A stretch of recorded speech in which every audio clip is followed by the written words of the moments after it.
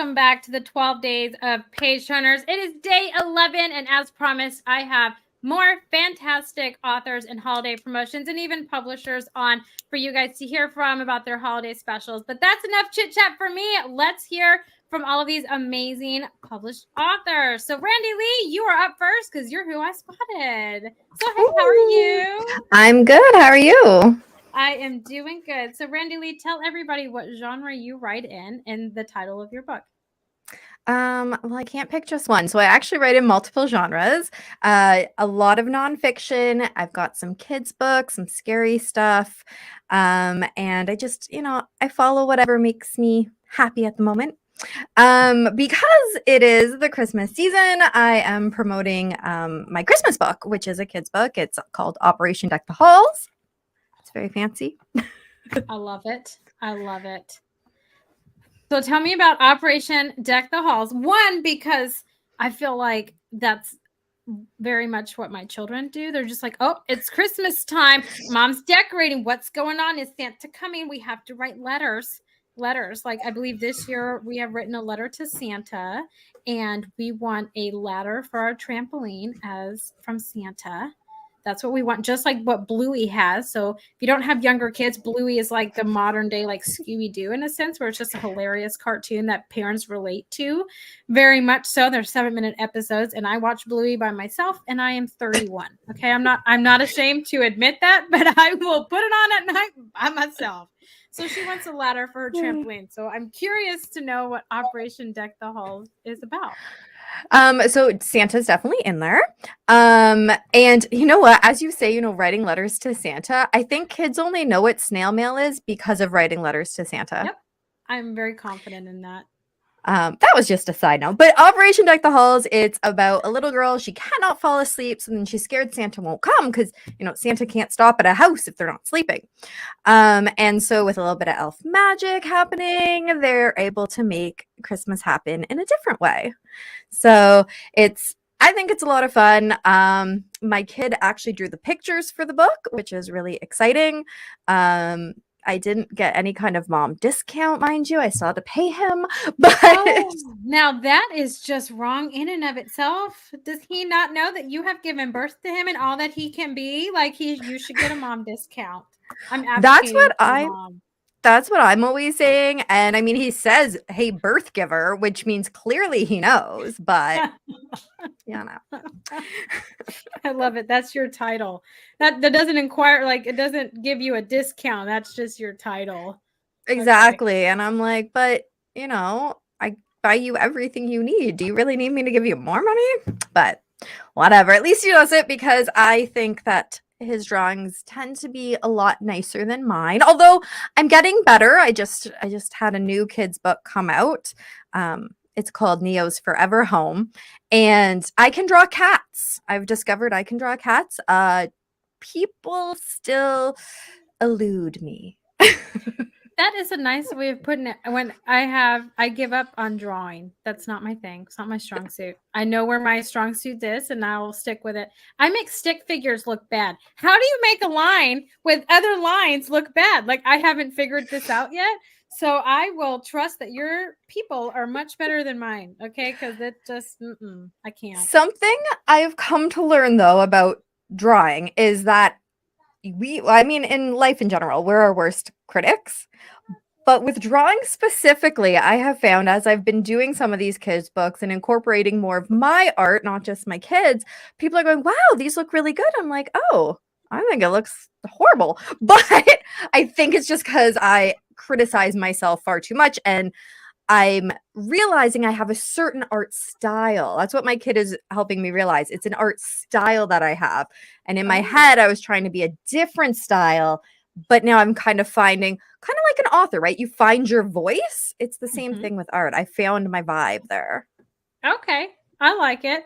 I'm going to take your word on that. I know for a fact that but outside of me, my stick figures are just horrible. I've had multiple people, mostly my husband. That's the one thing I'll give him credit for, is that he'll tell me when things are legit bad, and he'll tell me, he's like, yeah, you shouldn't draw stick people. I'm like, fine, whatever. We'll go about like whatever. Like, I'm But totally maybe okay that's with it. just not your style, you see. It's eclectic. Okay, that's how we're gonna word it. It's just I it's like art it. abstract. It's one arm shorter than the other. It's Hey, fine. It's fine. I love it. I love it. So you mentioned that you write in multiple genres. So what are the other arenas that you dabble in? Yeah, so nonfiction is actually where I started, and it's where most of my passion lies. I do a lot in nonfiction, so about mental health specifically, a lot of. I do the other stuff because I write about stuff that is so heavy that I need to incorporate the fun of like kids and scary and whatever. But the nonfiction, that's where I started. My first book was Thoughts of a Wanderer. This year, I released my fourth nonfiction book, and that was called Goodbye Too Soon, and it's about my brother's death by a drug overdose. So you need puppies and rainbows. That's what I always call my happy thoughts. Puppies and rainbows, right? That's Exactly. definitely what we need. So I can see now why you write in multiple arenas. Is how I'm gonna classify I like that. that. So where would you say for you, which book was the hardest to write, and which one would you say is the most fun to write in any arena? Yeah, I would say the hardest one to write was probably Embracing Me. Because that one was a lot of looking inward at myself. That one is about my journey with depression and trying to show other people that we can embrace ourselves by having embraced myself. So Mhm. it took a lot of steps because I had to do it first before I could write about it. So that one Oh, was really hard. The most fun to write, my collection of scary stories, which is called A Little Scare. There's 10 short scary stories in there, and I love all things horror. So it was so much fun to write, and I love coming up with like monsters and stuff. It's great. oh, okay. Well, now we're gonna go down that rabbit hole. Randy Lee, what is your favorite horror film? Nightmare on Elm Street. Which one? Which version? The Um, OG or the remake? oh, the OG. The remake is Okay. Oh, yeah, I know. I'm telling you. The OG's where it at. Like the OG Halloween for me, I yeah. loved. I didn't really care for the Rob Zombie ones because I found it No. creepier for Michael Myers to just randomly appear and not chase me, just like pop up randomly. And you're like, what? How did you get here? You were just on the street. What has happened? I Right? love Exactly. those. I love those Yeah. kinds I of like things. Freddie because he just always has so many funny quips. So it keeps it fresh and amazing. Except number two. Number two was not so good. No. See, he was the scariest ones. I mean, over like Saw and like Stephen King films, his was the scariest because it was in your dreams. And so I Yeah. had the hardest time falling asleep because I was literally, when I'd watch it, and I was probably way too young when I watched this movie, but I had a fear of Freddy Krueger was going to kill me in my dream and I wasn't going to wake up and I wouldn't know if it was a dream or reality or what was going on. Right. That's probably why I went into psychology, because I'm just like, I'm not wired right for sure. Right? But Well, that's it's the so funny. scariest. I love all things horror. And when I was pregnant, and this must be why my kid loves all things horror too. When I was pregnant, I actually dreamed that I married Freddy Krueger. Oh, okay. Okay. I've had people say that about like clowns and stuff. Like, I have a fear of clowns. I know that that's like most people do. I have a fear of clowns. I can't go near a clown. I refuse to do it. They're They're creepy. creepy. Yeah, I can't do it. So I can vibe with that. I can get it. Okay. I mean, I wouldn't personally make that decision, but we're all different. Okay. We're all Well, different. apparently my subconscious made that decision before. I love it. I love that you write in different arenas, because I find like that kind of, I mean, it feeds to being versatile, right? But have you ever written two books at the same time that are in different genres? All the time, actually. So most of my kids' books are written like at least halfway written while I am in writing something else, like writing the nonfiction. So Okay. I recently released Crime Stoppers of Niagara, Then and Now. So this book, it took about 2-ish years to write because there was a lot of research. I had to do a lot of interviews with people. So basically, our local Crime Stoppers here where I live asked me if I would write the history for them so that they could use it as a fundraising tool. I said, yeah, sure, no problem. So I started doing all of the interviews and research and all that. And so while I was doing that book, which is probably my, like, I guess it falls into history, and that's the only history book I've ever written, but it's also nonfiction, so that makes more sense. But as I was writing that book there, I was also writing different kids' books. Oh, okay. Because I've talked to some authors that can write multiple books at the same time of different genres, right? And we'll go from nonfiction to children's to some fantasy world. And I tell the same thing to them every time. I'm like, I don't know how you would do it. Because like if I was writing a book on like Greek mythology, right, which is like a love of mine, and Yeah. like a children's book, I would blend them and then I'd be like, well, crap, now I got to delete that. And it was great because it was supposed to be in this book. And then, Greek mythology doesn't even mean my kid's book. So I got to move that over, it'd be like a whole thing. And so I admire authors that can do that because I find like that really takes like mental strength is like a poor way of saying it, but like mental strength to do that and to separate and divide, and I I'm not like calling organized it to do that. I tend to just call it my craziness. Like my brain is so I have to do all those things. I like that because I'm not organized enough to do that. Like I'm not an organized person, which is so weird. Like I can find things in my disorganized office and when my husband cleans it, I can't find anything and I hate it. So you Hate are it. organized. You are a disorganized, organized person. I am. Who said that? Wasn't it what was it? Doesn't Albert Einstein say that? Like a Something disorganized like or that. whatever is organized, or I don't know. It was Yeah, something. something like But that. I strive up. I think that I would remember that quote because I like live off that quote, organized chaos in a sense. But and You I should get don't. it printed and just like hang it on the wall. Oh, that's a good idea. I gotta find it now because I can't remember it, Yeah, It's in the exactly. evening and I'm doing good to remember my name in the evening with my kids. So I'm It's true. surviving. We're surviving over here. I definitely need one of your mental health books, that's for sure. Well, I But got a few. you have just a few, just Just a a few. couple. So tell us about what your holiday promotion is for this holiday season. The 12 Days of Page Turners is 12 days of authors and different holiday promotions. So what is your holiday promotion this holiday season? Yes. So because it's the holiday season, that's why I'm promoting the Operation Deck the Halls book. So that one, the ebook version of it is going to be on sale for 99 cents. It's doing that Kindle countdown thing, which this is the first year I'm doing it. So I think, and it says that it will increase once. So to be honest, it's going to start at 99 cents. At one point, it jumps to 199, and then it goes back to the regular price. So you got to hit it up now. That way you get it at the 99 cents for the Kindle version. And it's perfect new Christmas story to share. I love it. I like that you're playing around with different, marketing strategies.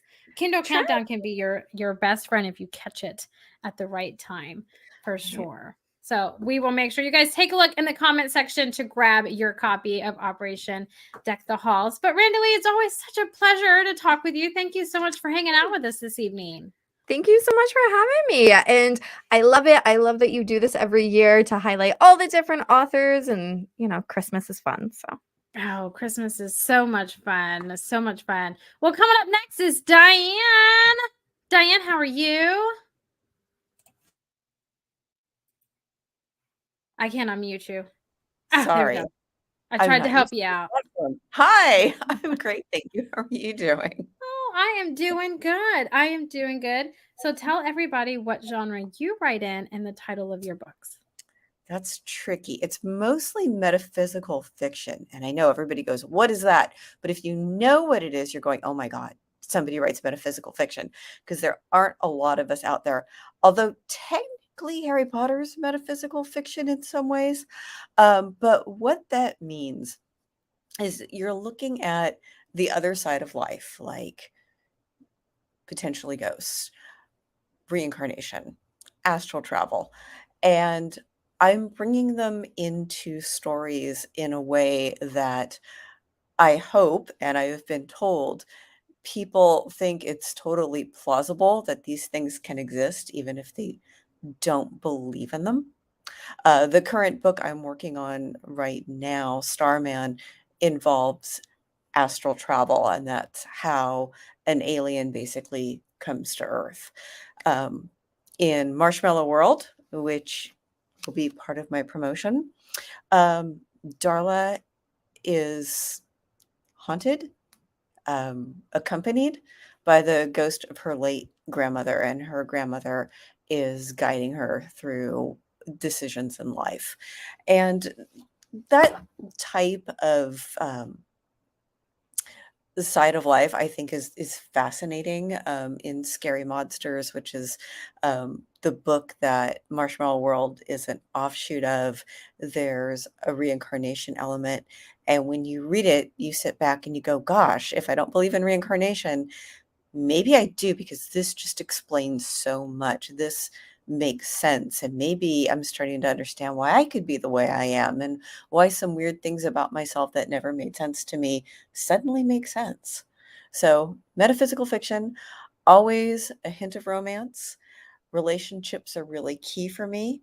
So, there's always something to do with relationships. Usually it's romance, but also deep seated friendships, soulmates, people who understand each other on just a completely different level and have harmony or potentially disharmony because of it. See, I love that because I feel like relationships are key to so many things in life. And you really can't get through life without having relationships, friendships, relationships with families, building new relationships, old relationships ending and, growing from that relationship. And so I feel like that those are just a key part of life that makes life, for me, one of the greatest adventures, because you never know what relationship's going to build and evolve and what it could turn into. So I love that those are like key points for you. But I want to kind of dive into, how did you get into writing in this topic? Because it is one, I knew what it was. That's why I was like, holy crap, I'm so excited that you're on, right? When you emailed me. But I want to know, how did you personally kind of dabble into it? Because you don't hear about it very often, and not very many people write in this arena. Yeah, it was something I just kind of fell into. I'm a big believer in the things we don't see. And it just seemed very natural to me. I had written my first books, which were very taboo, and there was a romance element and there was a soulmate element in there. And something writing about that type of relationship, that soulmate connection, felt very right and natural to me. So when I went to write Scary Monsters, which is my third book, um, bringing that connection in was actually the perfect way to make sense of an oddball situation I wanted to create. Because, we hear about soulmates, but there's also this thing about twin flames, souls that are together but get separated. What happens if a soul splits off into two? So I really kind of wanted to delve into that, and it's just become this really fun thing. And now that I've found it, I can't seem to escape it, because every idea I have has some type of aspect like that in its background. So how did you fall into writing and putting out your first book? So which one is your first book that you've put out? My first book is the very controversial Love's Forbidden Flower, and if you've heard of it, boy, have you heard of it. Um, it's a taboo romance that I wrote because I'm really big into old school counterculture. Mhm. And I watched this really obscure film from, I think, 1970, called The Buttercup Chain. And in it, two, they're genetic half sibling, or they're half siblings, but they're actually they're technically cousins, they're genetic half siblings, have a romantic attraction to each other. And there's this big taboo around it, and the movie never really went where it needed to go, and the storyline suffered because of it. This great story just sat in the background, and it made me so angry. And I'm like, why is that not in the foreground? There's a great love story there. There's so much emotion going on that I'm seeing just like sitting in the back, and it's not in the front. And then they finally bring it to the front at the end of the film, and it isn't executed well, and you're just left angry watching this film. And I thought, that's it. I'm going to write a book. I've always wanted to write a book. This is the book I'm writing. I'm going to do this right. And so I wrote this taboo romance, Love's Forbidden Flower, about two siblings who are soulmates and their trials in trying to figure out how do we navigate life when the person we feel closest to is somebody that's very taboo to us. So that got me into it. And then I didn't want to be locked into taboo because that book actually spawned a sequel. And then I decided, well, Scary Monsters was calling at me. I had this great reincarnation split soul idea that I wanted to explore. And so that took me down the rabbit hole of metaphysical fiction, and I've never looked back. I love how you took something that made you angry and you're like, I'm just going to write it better, right? I'm going to write what should have been written and how it should have happened. And I'm going to write that. Like, you don't hear that very often. You hear like, it came to me in a dream, or I've had this encounter, or, if you're like a thriller action, there's some people that in real life I wasn't going to hurt, but in my book I could, and it made me feel a lot better. I got my anger out, right? That would probably be an area I would be in. But I love how it's made you so mad that you wanted to write. Like I don't hear that very often. And I talk with authors all the time. So I commend you for doing that and for putting it out, especially in taboo, right? Because those are things you risk getting hate mail, and like I guess a modern term, you get hate mail and all those to write about taboo things. But in history, it has shown that like these things have happened. So it's to me, I always find those interesting and fun to read because at one point in our history and our time, those things were normal. So Love's Forbidden Flower actually kind of spawned a movement. There's the Friends of Dorothy, meaning that even if you are not homosexual, you're totally fine with people who are. It spawned the name Friends of Lily, and that's not something I created, but Lily's the main character, and a group that supports full marriage equality found the book somehow and started writing about it. And I found out about it because I'm like, where are all these hits on my blog coming from? Yeah. And I traced it back to them, and they were championing my book. And I reached out and we chatted, and people from that organization kind of invited me into private folds, and I found some amazing stories. And along the way, they were trying to, promote their own cause to kind of get rid of the stigmas that they faced. And so they named their movement Friends of Lily and came up with a flag with the lily on it. And they have their own pride colors. So insanely flattering, very cool, and not a regret in the world about writing this book. Yeah, see, I love it. I feel like that's every author's dream is to have, groupies like that or create a movement because your book is so impactful to certain people and groups of people, right? So look at you. You have made it. That's what I would say. You've made it. I love to hear stories like that. And I love how you didn't want to pigeonhole and get stuck in taboo. So you kind of ventured out and you like where you are now. So do you think that that's ever going to happen again and that you'll dabble in a different genre? Or are you pretty content where you are? Yeah, actually, Starman, which will come out soon, not sure quite when yet, kind of crosses genre a little bit into almost cozy mystery slash metaphysical fiction.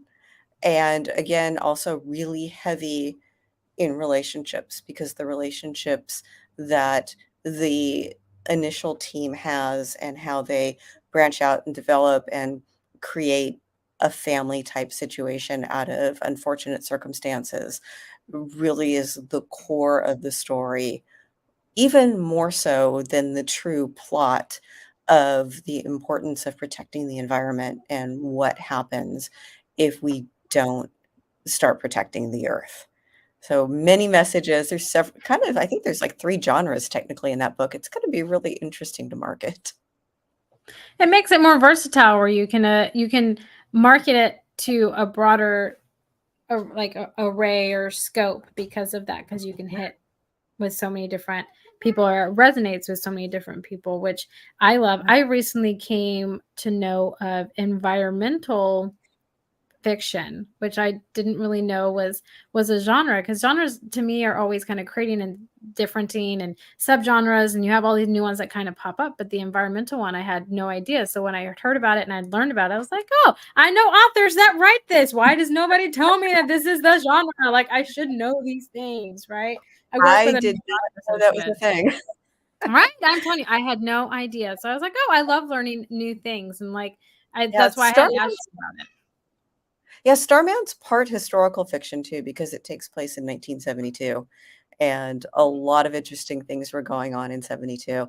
And I really think that I want to do more writing grounded in recent history, because it's just so much fun. And for Starman, I just completely immersed myself, whether it was fashion, music, you know, dinnerware I've switched to is like pre-70s. Just everything I could get my hands on to immerse myself into 1972, I did, and it was just such a wonderful experience, and it wasn't that long ago, yet it's, quite a while ago. So I think it's fun. I think it's a good time now to look back on our recent history and, immerse ourselves in where we've come from. See, I love and I enjoy hearing how you evolve as a writer, because you started off super pissed at this movie and made you mad enough to write the book, and now you are committed and you're like, well, I'm going to buy and fully immerse myself in 72 or before the 70s and everything that kind of goes on, so it can relate in my writing to my book, so it kind of brings about that time period and everything in your writing. And so you're committed, and I love that. That's my favorite kind of author right there. I love it. Well, so on the 12 Days of Page Turners, we do holiday promotions. So tell us what you're offering this holiday season. Well, I've got a couple for you. So, Scary Monsters will be 99 cents. And Scary Monsters had an offshoot. This is part of the Rock and Roll Fantasy Collection. There are 5 books in that collection, actually 3 and 2 novellas. This book won the 2017. I can't get my decades right. 2017 Mind, Body, Spirit Award for Excellence in Visionary Fiction, which is basically metaphysical fiction. So this will be 99 cents for the ebook on Amazon. Marshmallow World, which is a side novella from Scary Monsters, will be free. It's a Christmas tale about Darla, who is being followed by her grandmother that she recently lost. And her grandmother is guiding her through a time in her life where a lot of changes are going on. And she's met Mr. Wright, who is struggling with his understanding of how his Christianity plays into his life and how he wants to live and what doctrine he wants to live by. So a cute little Christmas tale. So this will be free. But to go with that too, if you want something signed or if you want to send a gift to someone, I have a couple things here. So Pretty Things. This is going to be on eBay. It is Scary Monsters, Marshmallow World, and Queen Midas in Reverse, the other novella. This will be $15, which is what you pay on Amazon. If you buy it on eBay for $15, which will include shipping, it'll come signed. You can have it gift wrapped, and I'll send it with a card if you'd like. You just need to let me know when you buy. Also, in the same Rock and Roll Fantasy Collection, These are offshoots from Scary Monsters, Voices Carry, and Moonlight Serenade. They are in one book called Forever Changes. I'll have Forever Changes also $15 signed, or you can get them together for $30. So signed, shipped. They could be personalized, gift wrapped. Just go over to eBay and I'll take care of that for you. Just real fast, the Rock and Roll Fantasy Collection. We've got stuff. A dead rock star from 1968 comes back to haunt us. Dale is being followed by a ghost from the 40s. This is looking back at the jazz age. And Voices Carry. Brandon is being followed by a voice that has a connection to a punk rock girl. So there you go. I love it. I love it. I heard about your books during the Love-a-Palooza, and I checked them out and I have read them, and they are amazing. I love it, and I love your writing style, and it's such a cute kind of spin on it. So that's why I'm like, oh, this is just fascinating. I absolutely love it. So I'm so glad that you could be with us tonight and for taking time out of your night to come and hang out with us. Thanks so much. Absolutely. Well, next is Heather and Steve of Bridget's Gate Press. Hey, you guys, how are you guys doing? Good. How are you? Good. I am doing good. So you guys tell me about Bridget's Gate Press and what type of books you guys publish. You want to go? Okay, well, we started out publishing mostly horror fiction with a little bit of dark fantasy. We've kind of stuck with that for the most part, but we are branching out now into fantasy and science fiction. Mm-hmm. And we've got, in the next couple of years, we have some cozy fantasy coming out, mm-hmm. and we're looking forward to seeing those books out there. Mm-hmm. Yeah. And if Heather could do it, we'd publish romance. We will. We will. We will. That's coming up next. Aren't you telling me that's your next adventure is publishing romance? I love it. I love to hear that. I lost the coin toss, but I'll win in the end. Okay. It definitely happens. Yeah, I think there's a huge intersection between romance and horror that we don't talk about a whole lot, because horror is very relationship based and very personal, and the romance genre is the same way. So I think they're very connected. Well, yes, because some romances are living nightmares, right? Some can be. And it's more of like this. I mean, it's a true statement. I'm just saying, but it's also take Gone Girl, right? Which is kind of a romance turned psychological thriller, because she goes crazy. So I feel like there's a lot to be true. See, we're going back to relationships, Diane. Relationships are important. We learn from them and do all those things. That's why I love it. But I'm curious to know, what was that driving factor for you guys to start Bridget's Gate Press? What was that kind of like for you? Well, we both always wanted to. Like, it was kind of the thing when I was younger, what I really wanted to do besides be queen of the world or the universe was own a book publishing company and a bookstore and a coffee shop. Combined. And so, the kids grew up and the pandemic happened, and we were like, so instead of thinking about when we do it, when we retire, why don't we just do it now? We have all of this free time. The one thing about the pandemic and when we were shut in is we had a ton of time in the evenings all of a sudden. Like, first we caught up on every single series we had not watched when the children were younger. You have to. Yeah. Right. Once that was done and we read a bunch of books, we were like, well, now what do you want to do? Why don't we do this now? Instead of waiting to 67, what would stop us from doing it now? And so we did, and the rest is kind of history. And some days I'm mostly convinced it was a great decision. There are some days right before a launch where I'm like, why? Why did I think I could work 2 jobs? Why did I think I could do this? But usually it pans out. Job. Yeah, usually it pans out. Because you like adventure and keeping yourself and Steve on your toes. That's what you like. I think she does that. Yeah, I think Steve really likes what I call the midday meltdown at 4:00, where I'm like, there are 10,000 things we have to do before we go to sleep tonight, and then I will go to bed at 8. And Steve will be like, okay. Which is a form of horror. Yeah, form 4. Yeah. I love it. So what made you guys want to focus in horror to start with, and now that you're branching out, but why make that sudden kind of focus into horror? Do you both like reading horror?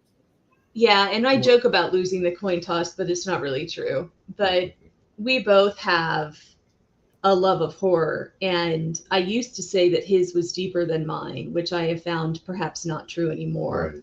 But when I was younger, my mom read to us all the time. I think probably starting when I was a couple months old up until the time we were teenagers, but she read to us every night. And when we were home from school breaks, we'd also make her read to us in the afternoon and in the evening. And when we would go and visit my grandmother's house in Texas, she would also read to us every night and in the afternoons after lunch. And so, but my mom was a big fan of reading anything and everything. And she's a huge advocate against banned books.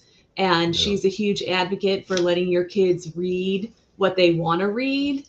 And so she read us the original Grimm's fairy tales when I was very young. And that's, I think, the first horror stories I heard. A lot of people hear, you know, fairy tales and they don't think horror. They think, you know, Disney. And it's like Grimm's fairy tales, especially if you get them, if you don't get the sanitized versions, they are very dark. She read the original Grimm's, the original Perrault, and it was, I had nightmares for years about the Snow Queen. As a matter of fact, I was very reluctant to watch Frozen. A niece of mine had to talk me into it because I was afraid it would kind of rekindle my Snow Queen nightmares from childhood. But I mean, I still can't really read the Snow Queen. Yeah. It's the one story I didn't read to the children. I was like, listen, it's this page number in the book. You can read it yourselves. Right. But it did me in. You know, specifically though, right before we founded the press, I'd had the idea of putting out an anthology. One of my favorite types of stories when you get into horror deals with werewolves. That's probably my favorite trope. And I wanted to, I'd been toying around with the idea of putting out an anthology that was every kind of shapeshifter, really except werewolves. I thought, let's explore, because I know in different cultures and folklores, there's a lot of different kinds of shapeshifters out there. In Japan, you have, I forget the word off the top of my head, but it's a type of fox, kitsune. The kitsune, you have the berserkers of Scandinavia. There's were-tigers and lions and jaguars from Africa and India. I thought I'd really like to get a collection of stories that go into that. And I was originally going to do that as my own project, just do a completely independent published thing. And when I told Heather about it one night, she's like, okay, we need to make a press and that'll be our first book. Yeah, we'll start it there. That's kind of... Yeah, but he also grew up reading horror. Like I'm from New Orleans. You have to. And he's a huge Stephen King fan, so he could talk for hours about the Stephen King universe. And Anne Rice. And Anne Rice. Well, of course, Anne Rice, because Louisiana. I don't know that you can go to New Orleans and not be an Anne Rice fan. Yeah. I think it might be a rule. I love that. So you started during the pandemic instead of putting it off, and it's evolved into what it is, and now you're expanding into sci-fi and fantasy. So how was that expansion? How has that expansion been for you guys? Well, mostly exciting. Yeah. I mean, because we get to learn new things. Like just when we kind of figure out how to market a horror book, we decide, let's try another genre. And so we have to kind of start all over again with, okay, who reviews fantasies versus horror, or who reviews young adult fiction instead of adult fiction. So I sometimes think Steve makes the decision based on how quickly I get things done. Like if I get my part of the job done too fast, he's like, let's flip this up a little bit. Because he does all the editing and I what I call the harder parts of the job. I do all the reading and find sensitivity readers and the marketing. Yeah. So dealing with the artist and all of that. Yeah. But so I think anytime he feels like I'm moving too fast, he's like, okay, well, we're going to do this now, or we're going to do young adult now, or we're going to do fantasy now. So, you know, it just kind of keeps me fresh, I guess, or a little crazy, one of the two. And, you know, on social media, around the time I decided to start doing that, we're going to do this, I got to meet a lot of authors and small presses, all that mostly focus around horror. So I got to meet a lot of people in that community. And now we're going into the fantasy and sci-fi, and I'm realizing I really don't know anybody. It's Right. like, except for, there's a couple that have crossed over. Yeah. So it's meeting all, people for the first time again. It's like starting all over making again. all the new connections, and it's fun. I enjoy doing that. So. Yeah. That's fun. Well, hi, Steve. My name is Amy. I know a lot of sci-fi and fantasy writers. So hi, how are you? Good to meet you. Hi. Yeah. Welcome. You have one right there. You have Diane right there. Yeah. You have a lot of fun. I find that fantasy, that I'm sure you guys will come to learn, but just like a heads up, to me are so difficult to write, but they are so much fun to read because of the world building and the maps and the creations and the characters and the languages. And I'm just like, oh, it's Avatar in a different planet. I love it. And so that's where my whole fun is. But psychological thrillers are just where it is. I told you, I got to get my inner aggression out. That's why I'm such a happy person, because I read about those things. It's just the craziest thing. Right. Right. I have a murder show. It's the craziest thing, for sure. But I'm excited to hear that you guys are expanding, and hopefully, Heather, you get your romance in there. I prefer my psychological thriller ones. Yeah, one day it's gonna be there. One day for sure. I'm baby stepping him into it. We have an imprint press, Lady Mantis books. Oh, yes. Which the first book will come out in 2025, but they're erotic horror.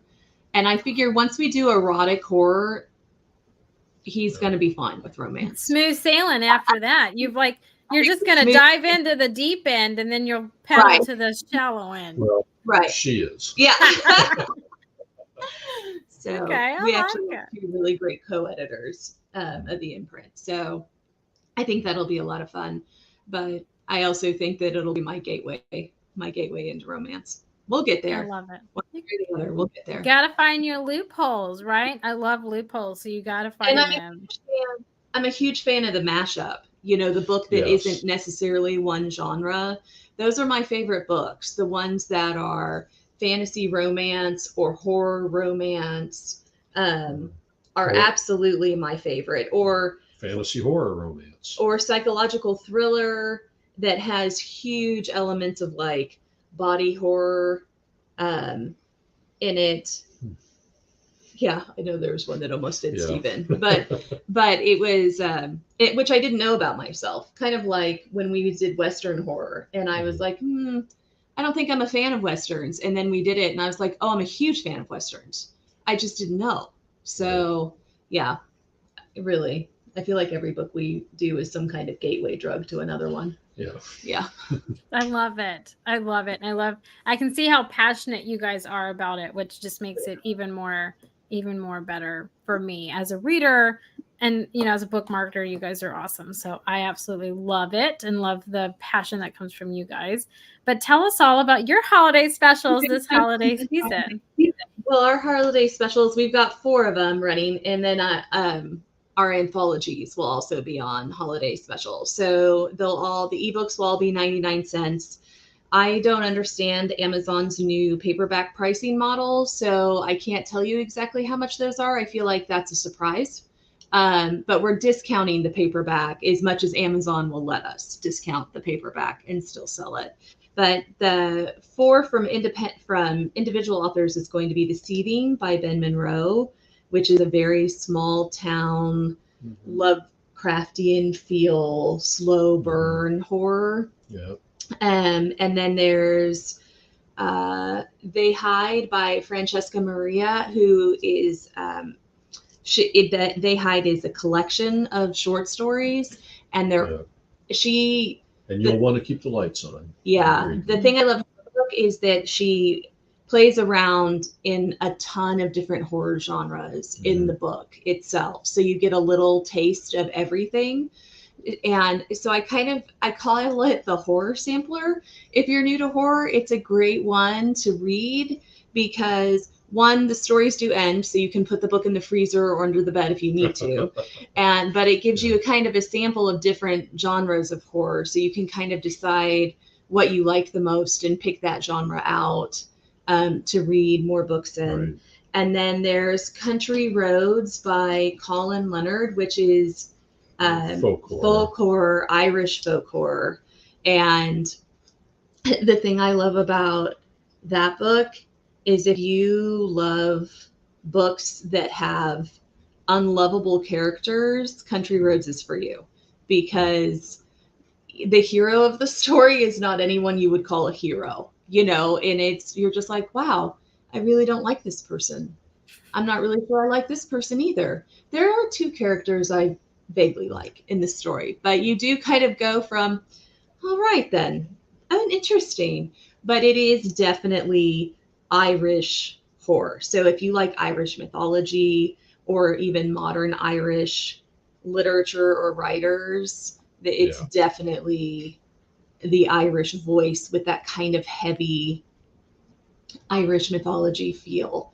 And then the last one is Stephanie Ellis, The Woodcutter. She's it's also folk horror, but it's got a modern twist because it's about a reality TV show. But it's think of Grandma and the Woodsman and folk stories and fairy tales. So it's very creepy. I'm a huge fan of folk horror. So, but those are the 4 books that will definitely be on for 99 cents. And then all of the anthologies we've done will also be on for 99 cents. And those are the Shapeshifter one, Weretales. We have a couple fantasy. Quaint and Curious volume of Gothic tales. We've got 2 Gothic ones. Musings of the Muses and Daughter of Sarpedon, which are both based off Greek mythology. Yeah, and then Crimson Bones, the last Gothic one. Oh, and Seers and Sibyls is out. Seers and Sibyls is the other coming fantasy. Out tomorrow. Well, no, it came out back in September. So, that's fantasy mythology based. I love it. It's definitely one of those things. I have read some of your books. I have read Country Roads and Francesca's book, and I had to read something happy afterwards. I was like, I need like my Puppies and Rainbows. Give me a kid's book or, something like that. Watch Bluey, something I definitely had to have. But those are amazing books. And I like the surprise of what your paperback pricing is going to be. We all love a good surprise around the holidays, Yeah, I want a good surprise and unwrapping. Yeah. For sure. Mm-hmm. But Heather and Steve, thank you guys so much for hanging out with us on the 12 days. Thank you for having us. Absolutely. Well, you guys, next up is David Baylog, and he could not join us this evening because of his work schedule. So we pre-recorded this earlier. At the ending, you will see where I say coming up next. I am the person that will be coming up next. So just bear with me. That's generally just how it came to be. But here is David Baylog. Hey, everybody. I am here and joined with David Baylog for the 12 Days of Page Turners, and he's going to talk to us about his promotions that he's running this holiday season. So, David, welcome. Tell everybody what genre you write in and the titles of your book. I write young adult fantasy. My books are Necromancer's Lament and Necromancer's Sorrow. I'm about 2/3 of the way done writing Necromancer's Grief, although I'm hoping to, by the end of the year, have everything kind of wrapped up and then go into editing phase so I can finish the trilogy and decide what my next project is going to be. And I have so many projects I want to work on. Finish the trilogy first. I love it. So tell everybody a little bit about what Necromancer's Lament is about. The whole trilogy is a wizard's memoir. Necromancer's Lament is his early years, his family life before magic discovers him, his apprenticeship, the friends and rivals he makes because he's not always good at making friends, and the adventures he goes on because as an author, it's my job to kick him out of the house as much as he would like to just stay in the library and study magic for the rest of his life. Right? I mean, those darn characters sometimes just want to live in our head and you're like, hey, it's time for you to get out and spread your wings and fly, right? It's time to do that. Okay. And with Necromancer's Sorrow, it's in the second book, he's a little bit older. He's getting into his first relationship, which it's so much fun writing that awkward cringe. of two people who have never been in a relationship before and trying to figure it out. And getting adults involved just makes things more complicated. Yeah, Um, it's yes, definitely. I mean, I could see that. So how long have you been working on this trilogy that you have? Well, I started in 2009. It was right after I finished my master's degree, and I wasn't really intending to write a book at the time. I had just after writing all of those research papers and essays and all of that academic stuff that I had to just dive into, I just needed a creative outlet. So I just started writing a little bit here, a little bit there for fun. And over time, I was looking on, I think I actually kind of have a book here if I really start to pull it together. And then I realized that one character in particular has a nice trilogy arc. So wait a minute, now I've set myself up to write a trilogy. What's going on here? I didn't plan this at all. So it actually took me 10 years to write Necromancer's Lament, in part because I wasn't really focused on it. I just needed, again, that creative outlet. And once in a while, I worked on it. Necromancer's Sorrow, I was more focused on. It took 4 years in the midst of getting Necromancer's Lament published and all the editing. And again, I'm also working 55, 60 hours a week. With Necromancer's Grief, I had just started it. I started working on it a little bit last November and focused on it through the year. And then I had to take a break in the middle of since pretty much between May and August, because I had a lot going on in my personal life. So I kind of set the book off to the side while I took care of everything else and got settled back into form so I could start writing again. So it's been a journey since 2009 for you. Yeah. Nice. Well, I'm glad that everything's kind of coming together. And writing is definitely a marathon. It's not a sprint. Okay. It's not something you don't just knock it out, especially writing young, YA fantasy and fiction. I feel like because you're world building and character building, and especially you have wizards and all those kinds of things, those take time to kind of evolve and to kind of come about. And so it makes perfect sense to me. So I'm dying to ask you, right? Are you growing out your wizard beard? Because I love it. I'm really digging it. I am. I grew it out earlier in the year, then I cut it back in the spring, and then started growing back in. And I realized I kind of like the wizard beard. I need to figure out where to, at what point to manage it, to stop it, because when I grew it out earlier, I was getting crumbs and food, and I was constantly cleaning it out. So I need to figure out how much of a wizard's beard to grow. I love it. I love it. You're like embracing your character, right? And I love it. So you have book 2 out, which is Necromancer's Sorrow. Is that correct? Or correct? Yes. So what is that one? That's Lament, then Sorrow, then Grief. Oh, nice. Okay, so tell us what Sorrow is about, because that's your latest one, right? And so I want to see what part of the journey are we on in book 2 from book 1. As I mentioned earlier, he's getting into his first relationship, and so that's a lot of fun to get started in. Plus, we're getting a little more background on him and some of the other characters, and they also realize at this point that people have kind of stopped dying. That people who are older or injured or sick, it's taking them longer and longer to die, and they've also seen a lot of spirits floating around on the mortal plane instead of going to the land of the dead where they belong. So they take it upon themselves to figure out how to get there, or how to get to the land of the dead and find out what's going on, because people are suffering and everything is out of balance. So, interesting.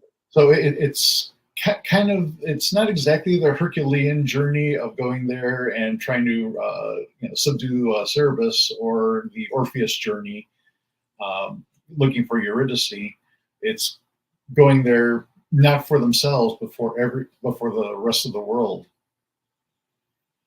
Nice. I've been reading a lot of Greek mythology lately too. Yeah. See, I love Greek mythology. I took a course on that when I was in college, and I loved it. Just the whole like thought process and everything that went into it. And I love it. I was talking to my daughter actually about it the other day.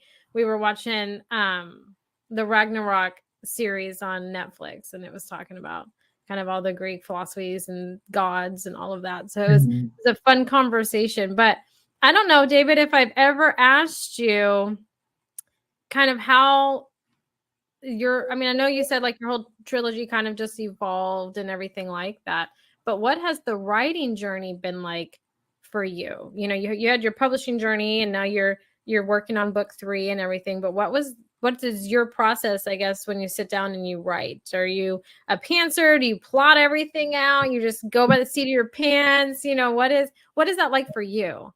As CJ has mentioned, I am the ultimate pantser. I write completely out of order. I write however my muse directs at that particular time. Currently, while working on Necromancer's Grief, all of my books in this trilogy have 15 chapters, and I have 12 chapters open that I'm working on simultaneously. I'm not sure what the other 3 chapters are going to be yet. I know which the first 3 chapters are. Those are actually numbered. Everything else it's later. And I figured out, okay, I know these 3 chapters are in this order. I know this one has to come before this because this character hasn't been introduced yet. This will come later, but I don't know what else is mixing in there as I'm simultaneously working on. The first 3 are kind of finished, so I'm simultaneously working on 9 chapters, and I have 3 more yet to start. See, okay, so I find that so interesting. I want to like dive into that for a minute, because I feel like I would be the same way, right? Because I like am very disorganized, that I know where everything is, and then when I organize stuff, I'd have no idea where it's at, right? So I feel like I would be kind of like you if I was a writer. But what is it like doing your transitions, you know, from chapter to chapter when you write out of order like that? Is that difficult for you to do, or what is that kind of process like for you? It's actually kind of easy for me because I can see all of the trees and I can see the forest. It's just a question of which tree do I want to focus on in the forest at any particular moment. And there are trees, like I said, there are 3 chapters that I haven't started yet. So those are a little deeper into the forest, and I will get there. I just need to find out when, which path I'm going to take in order to get to that point. For book 1, I wrote chapter 9 first and chapter 4 last. For book 2, I also wrote chapter 4 last in there. And part of that was just because I felt like I'd glossed over something. I wanted to go a little more deeply into it. And I thought it was just going to be a few things at the beginning of what was chapter 4. And then it expanded and grew into its own thing. So it became its own chapter and squeezed its way in there. On my laptop, I still have it marked as chapter 3B. I love that though. I feel like for me, transitions are always really rough for me, which is why I live vicariously through you guys, right? Through authors, because I could never do what you guys do, and the world is so boring without you guys, right? So I love that, and I love each one of you guys write different. Like your writing style, a pantser, a plotter is different because you are, you know, the ultimate pantser. You were so like, oh well, this chapter sounds good today. Let's write about that, right? Exactly. So I love that. So when you were, I'm sorry, the tricky part before you ask your next question is keeping the continuity. I discovered recently with this particular trilogy of chapters that I'm kind of working on, that I forgot that the one chapter came after another chapter, and I referenced something before it happened, so I need to pull that out. So keeping the continuity and keeping everything organized is a little bit of a challenge for that. And I've learned that if I write something, if I write something and then I make a change in an earlier chapter, to mark where that is and fix that right away, so I can flip over to, I'll go over to this chapter because I need to fix that now before I get caught up on it. I made that mistake in my first book, and unfortunately I've had the opportunity to fix it, where I said one thing and then 100 pages later I contradicted myself. Oh yeah. So see, now I'm real to watch for those. Yeah, I could see where the style that you write, where that would be something that could happen and would be a little bit difficult. But so do you have any updates on book 3 when you're looking to put it out? Is it going to be completing your trilogy? Yeah, it will complete my trilogy. My plan is next summer. I'm kind of focused on where I want to put out a book out every summer. Whether I can keep to that schedule or not is going to be a matter of how much I can put into it and how much I need to adjust my work schedule to give me time to do that. But book 3 will finish the trilogy. However, there's a group of short stories that take place at the same time or around the same time as the trilogy. So I want to work that in. I have each one marked as this story takes place during Necromancer's Sorrow Chapter 2. This story takes place during Necromancer's Lament, in the time between chapters 4 and 7, or something along those lines, to put them into the world. Since the entire trilogy is a memoir, it's all told from the single perspective of the main character. So he doesn't always know what's going on. So I want to give everybody else their stories and just mix them in as well. Plus, there's a character in book 2 that I fell in love with that I'm going to give her her own story. She's going to be my Alice in Wonderland story. She's only slightly tethered to this reality, and I want to see kind of how she broke over the years and see what she was like as a kid, and then growing up, and then slowly losing her grip on this particular reality. Oh, nice. You have a lot of little things in the work. And I like your goal of having a book out every summer. I think that's an obtainable goal. So I think I'm excited very much about you. But tell me about what promotion you're offering this holiday season. I recently started Owl Talon Press with Haley Kilgour. It was our goal when we originally left Rock Hill Publishing to start our own company, and then once we got settled in, to give new authors a start in the same way James helped the two of us get our start. We got sidetracked for a little while, but we're back to where we need to be, so we formed Owl Talon Press. And our promotion is, we've got 2 of them. First, we're going to put the ebooks down to 99 cents for the month of December. And we're also going to bundle all 3 of our books, Necromancer's Lament, Necromancer's Sorrow, and Monoghan. We're going to put them together for $45. Total retail price would normally be $50, $55, $56, somewhere around there. So $10, $11 off if you buy all 3 books together. Nice. And where can they go to get these deals? You'll go to owltalonpress.com. There you'll have our books. Some merchandise will be on there, and we'll also, as we get new authors, we're probably April we're looking at for possibly opening up for new submissions. So Owl Talon Press will slowly grow as we get new authors, new books, and new items to mix in. Nice. Well, I love it. Well, everybody go over to Owl Talon Press and take advantage of the tell promotion. them this with a Y, by the way, TALYN. Nice. There you go. David has spelt it out for you. But David, it's always so lovely to talk to you. So thanks so much for joining us this evening. It's great. I've missed talking to you all the time. Oh, I miss you, David. You can talk to me anytime.